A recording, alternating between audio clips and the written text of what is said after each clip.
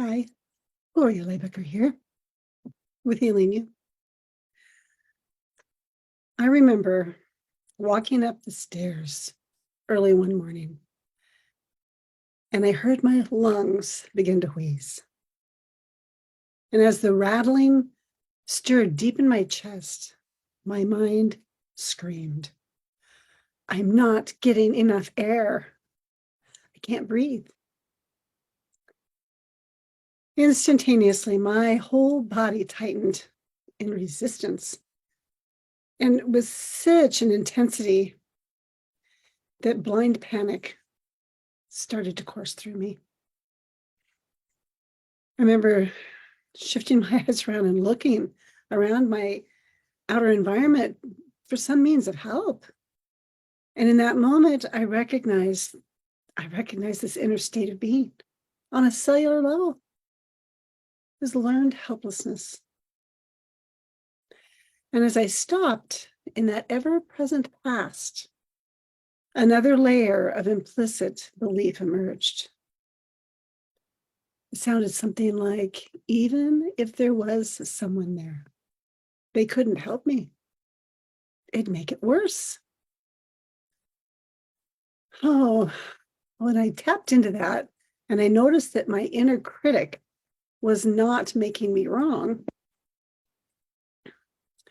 I felt a slight inner shift as this very tender part of my inner self emerged. It seemed very vulnerable and all alone. In fact, it was so completely and utterly alone, there was no one else to reach out to. There was no one to see me, to hear me, no one to help me. I remember I resisted the impulse to flee, because where would I go? And I slowed my inner experience down by leaning forward. I put my elbows on my knees and I gently held my forehead in my hands. I consciously focused on self-connection. I remember as I felt my lungs as they would swell and my airway begin to contract. And I could feel that terrifying panic rising up in me once more. In that moment, there was this image of my horse Shadow. It was really fleeting. It flashed briefly in my mind's eye of that time in my life when he had reared up and he had ripped my shoulder from its socket. And that associated panic, the terror of panic that had reached for me at that time. Oh, I then remembered how there had come a time when I chose to live the inner practice that I'd been learning to do, which is to willingly and mindfully let go of everything at the very moment that it rises. So I would notice it's coming. I would notice when it would peak, and then it would leave. So with every sensation, with every emotion, every thought, every yearning or need, to willingly let go of my inner attachment to it at its peak as a continuous and nonstop process, allowing each layer to emerge naturally.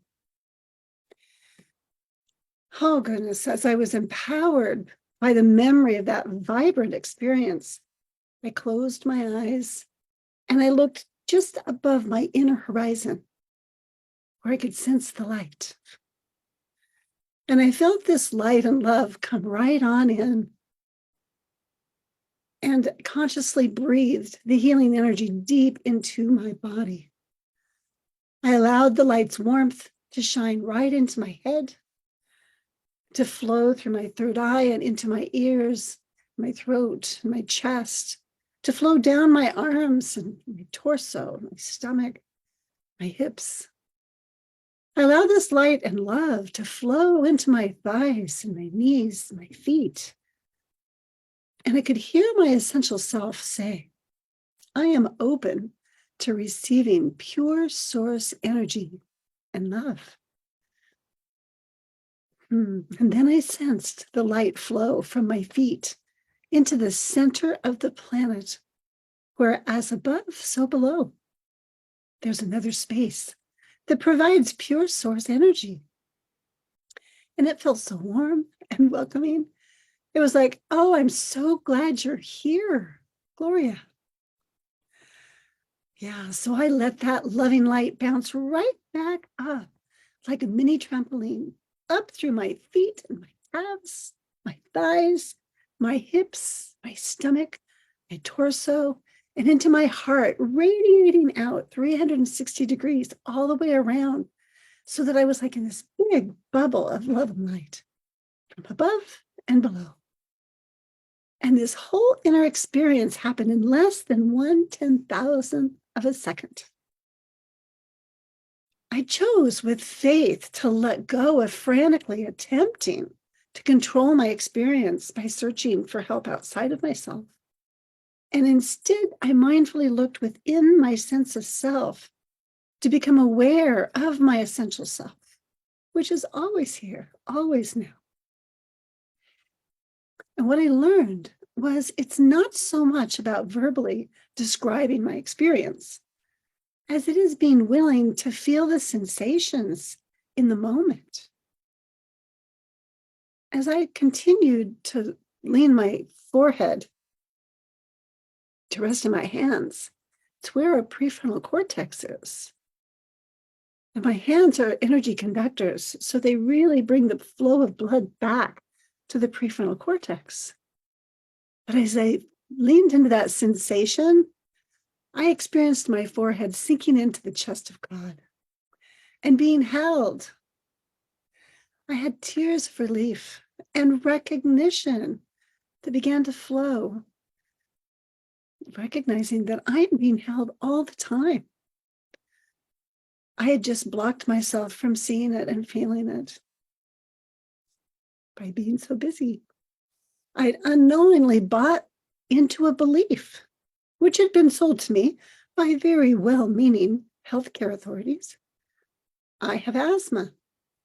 I had unwittingly identified myself with the whole asthma program.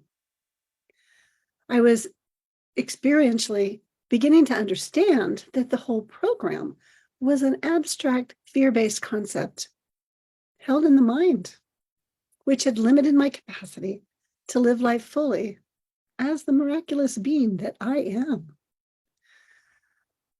I cannot feel asthma. It's not possible, for example, to experience the thought, I'm not getting enough air, I can't breathe. Those are just fearful thoughts of the mind which can block me from my essential self. What was helpful was to observe with compassionate love what was actually being felt. Acknowledging what is resonant language.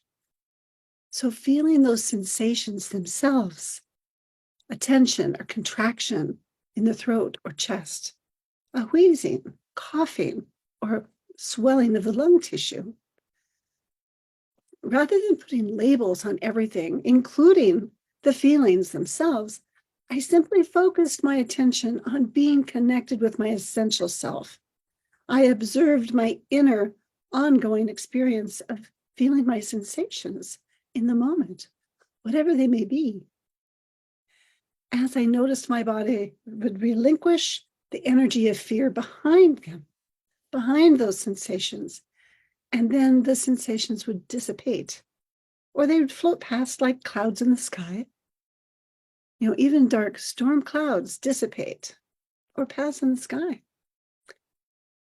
And as I continuously practiced letting go of desperately trying to win a battle with asthma and surrendered wanting to control my experience or to change my experience or to have it my way, there was something about receiving the gift of healing love, of feeling that light warm the very cells of my being, which restored my inner peace and strengthened my increasing faith in life itself. Life is indeed a miraculous journey. I want to thank you for being on the journey with me here today, healing you.